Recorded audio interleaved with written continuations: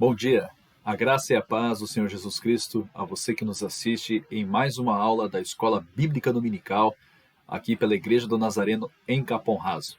Que Deus abençoe a sua vida em mais esse precioso estudo da Palavra de Deus.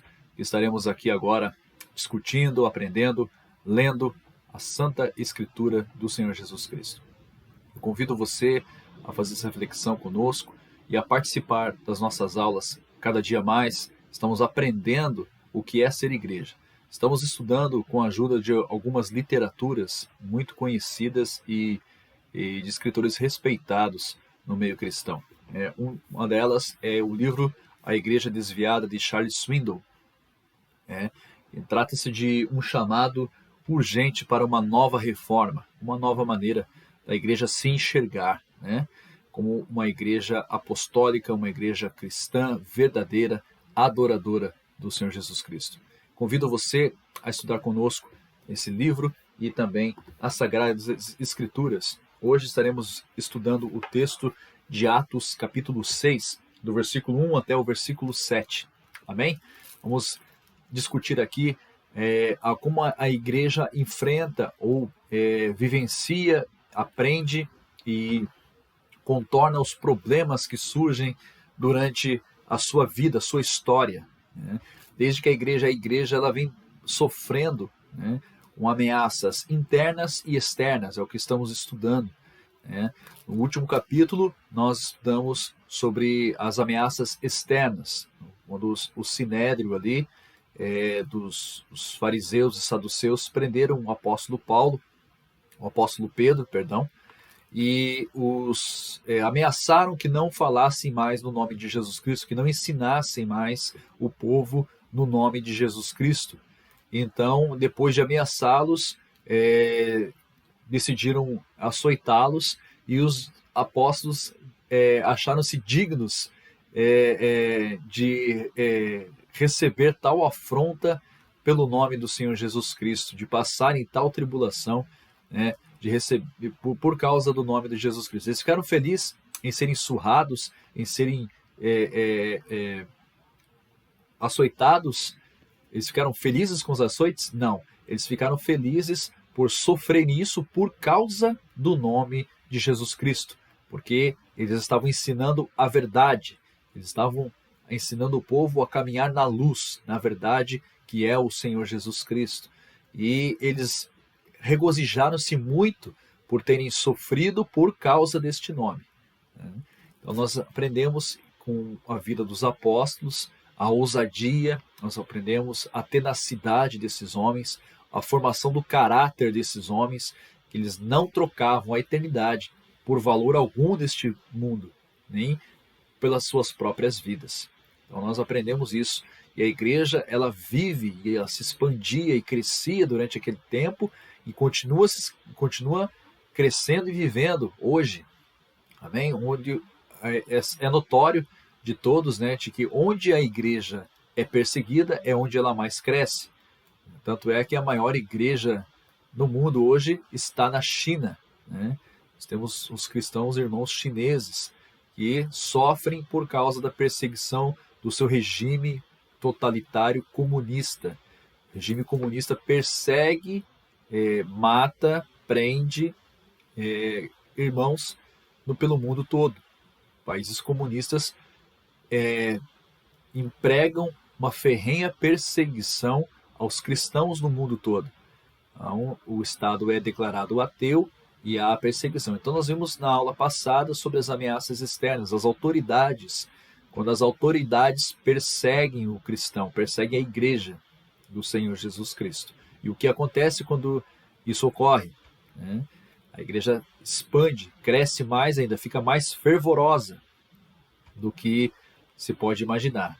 E, na verdade, é um revés, para aqueles que perseguem, quando tentam sufocar a igreja ela fica com mais força, ela demonstra mais poder, mais amor, mais misericórdia, e a igreja cresce muito mais.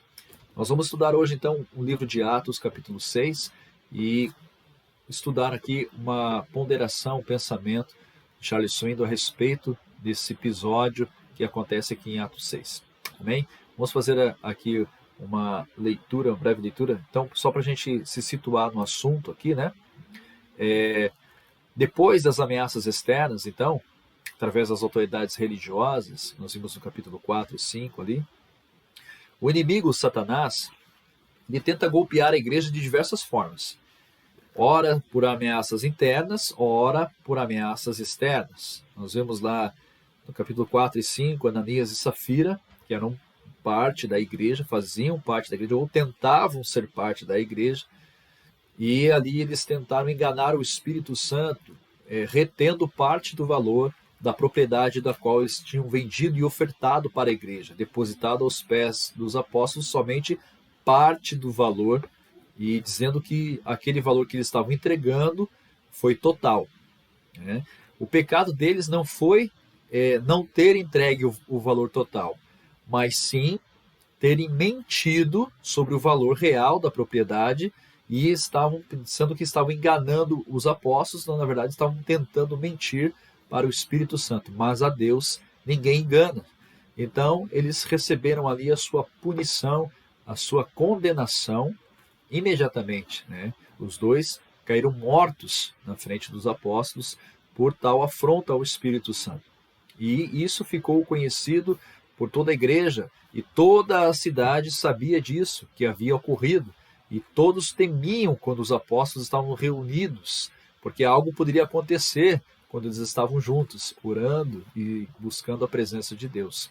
Veja que a igreja ela começa a ser conhecida pela sua forma de viver e na sua comunhão com o Espírito Santo. No capítulo 6, então, nós vamos ver aqui um outro tipo de ameaça muito mais sutil, né, que o inimigo usa muitas vezes dentro da igreja, e é uma das formas que mais destroem igrejas hoje no mundo, que é a murmuração. Sim, a murmuração é um pecado que Deus abomina, é algo que provoca a ira de Deus sobre aquele que pratica esse tipo de pecado, a murmuração. Nós vamos estudar isso daqui. Vamos ler o livro de Atos, capítulo 6, versículo 1, primeiramente, para a gente se situar aqui na história da igreja. Ora, naqueles dias, crescendo o número dos discípulos, houve uma murmuração dos gregos contra os hebreus dentro da igreja, né? Porque as suas viúvas eram desprezadas no ministério cotidiano. O que Charles Swindoll aponta no seu livro em relação a isso é exatamente isso, essa murmuração, é esse pecado sutil que entra dentro da igreja e causa dissensão, divisão, né, dentro da igreja. Ao observarmos esse tipo de ameaça entrando sorrateiramente na igreja, né, nós percebemos que muitas vezes não é simplesmente coisas ruins acontecendo que vão atrapalhar o desenvolvimento da igreja, mas sim o excesso de coisas boas. Né? Nós vemos aqui que a igreja havia crescido, isso era bom, isso é bom. Quando a igreja cresce em número, mais pessoas são salvas, são alcançadas pela salvação do Senhor Jesus Cristo, são alcançadas por um viver santo e têm suas vidas transformadas. Isso é bom, sim, sem dúvida. Mas um crescimento, quando acontece de uma forma descontrolada, muitas vezes nós temos dificuldades em administrar e priorizar certas atividades dentro da própria igreja. E isso estava começando a acontecer com a igreja ali em Jerusalém. Ora, a palavra diz que naqueles dias, crescendo o número dos discípulos, o número de irmãos, o número de pessoas que seguiam ao Senhor Jesus Cristo, por isso que a Bíblia chama de discípulos, houve uma murmuração dos cristãos gregos contra os cristãos hebreus, porque as suas viúvas, as viúvas dos cristãos gregos, eram desprezadas no ministério cotidiano, com alimentação. Nós lemos nos capítulos anteriores que todos eles tinham tudo em comum, vendiam suas propriedades e depositavam esse valor aos pés dos apóstolos. e os apóstolos faziam a redistribuição para que nada faltasse a ninguém. Tanto é que a igreja em Jerusalém, ela tem uma característica específica.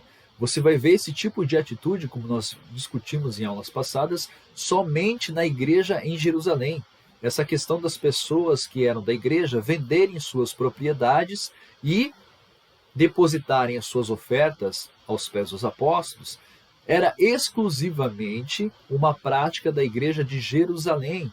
Nós não vemos essa prática nas outras igrejas em outras cidades-estado ou em outras regiões. Por quê? Porque para a igreja de Jerusalém havia uma profecia do Senhor Jesus Cristo dizendo que Jerusalém não ficaria pedra sobre pedra a respeito do templo e da cidade. Ele diz em Mateus que aqueles dias virão e não seria bom que você subisse ao eirado, né? Aquele que está no telhado, desça para a sua casa. Aquele que está no campo, não volte para a cidade. Né? Então ele está falando da destruição de Jerusalém no ano 70 depois de Cristo. Cristo é específico com essa profecia para a igreja de Jerusalém. Era por isso que as pessoas que criam em sua palavra não iriam ficar com as suas propriedades naquele lugar. Se você soubesse que a sua cidade seria destruída, que a sua família estaria sendo ameaçada, você ficaria neste lugar? Você sabendo que essa cidade seria queimada, que tudo seria derrubado, e muitas pessoas seriam mortas a fio de espada e levados cativos, prisioneiros, e muitas famílias seriam destruídas, você ficaria neste lugar? É claro que os cristãos em Jerusalém tinham essa concepção pela profecia do Senhor Jesus Cristo e vendiam suas propriedades para que não ficassem naquele lugar e para que outras pessoas também tivessem a oportunidade de recomeçar em outro lugar. Era por isso que as suas propriedades eram vendidas, a distribuição daquela renda era feita para aqueles que não tinham condições de mudar de lugar, que todo o seu sustento estava naquela cidade. Então eles deveriam achar alguma forma de se ajudarem para recomeçar em outro lugar. É por isso que essa passagem causa tanta confusão. A questão entre misturar o comunismo, a prática da comuna ou o comunismo entre cristãos, dizendo que a igreja cristã era comunista, ou dizendo que Jesus Cristo tinha uma visão socialista para a sua igreja. Isso é uma mentira deslavada. Não tem cabimento uma pessoa falar isso, porque essa profecia era específica para a igreja de Jerusalém, era específica para aquele lugar que seria destruído pelo Império Romano no ano 70 depois de Cristo. Então, não há fundamento entre você comparar Jesus Cristo a um Che Guevara ou algum líder socialista comunista. Isso é um descabimento imprescindível. Né? Então nós vamos estudar aqui o texto de Atos 6 e nós vamos ver que dentro da igreja, uma das ameaças agora, uma ameaça interna, sutil, sorrateira, era a murmuração, ou seja, uma divisão, uma confusão ali que foi usada por Satanás para tentar dividir a igreja. Havia um grupo de cristãos gregos que não eram judeus, né? Um grupo de cristãos gentios, né?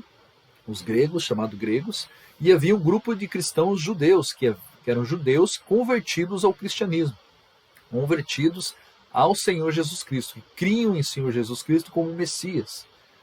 Então nós vemos aqui que esses grupos começaram a disputar ali uma situação porque as viúvas dos gregos não estavam sendo assistidas em suas necessidades, ou seja, não estavam sendo assistidas com alimentação, com a ajuda que elas tanto precisavam. As viúvas eram mulheres que eram completamente desamparadas, e elas necessitavam de constante ajuda. Elas já não dispunham dos seus maridos, né? Não dispunham de uma renda regular, portanto elas careciam de ajuda e era um público que era prioritário dentro da igreja, como o Senhor Jesus Cristo diz, né? A religião perfeita é essa, aquela que atende aos órfãos e às viúvas. São pessoas que são consideradas como prioridade para o Senhor Jesus Cristo.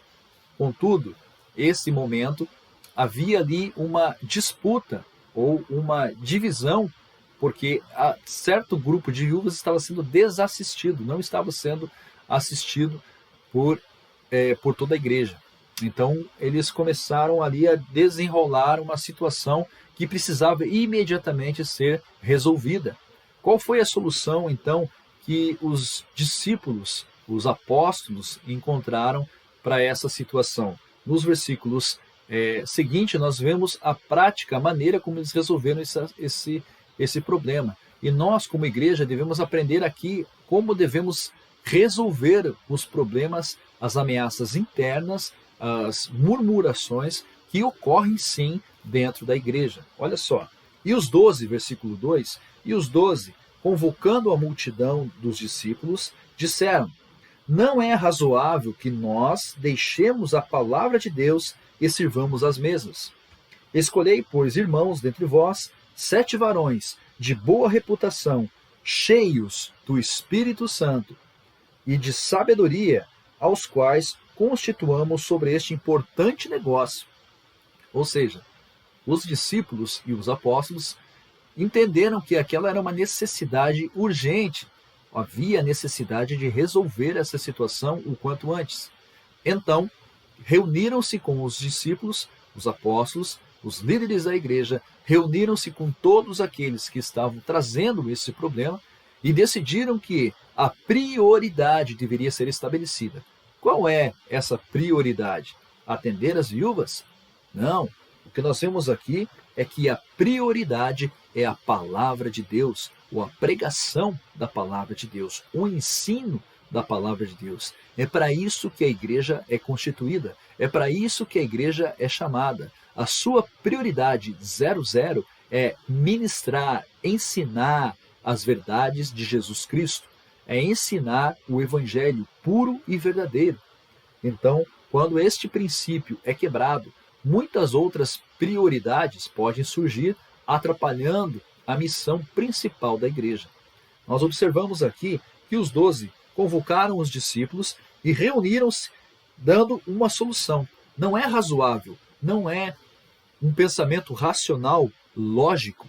Não é lógico que nós deixemos a palavra de Deus, que é a prioridade da igreja, para servir as mesas. Ou seja, vamos estabelecer pessoas que possam atender essa necessidade para que ninguém fique descoberto com a ajuda da igreja. Nós observamos que então que a prioridade, estabelecer a prioridade da igreja é a maneira com a qual nós podemos organizar o crescimento da igreja, viver em constante crescimento diante da presença de Deus.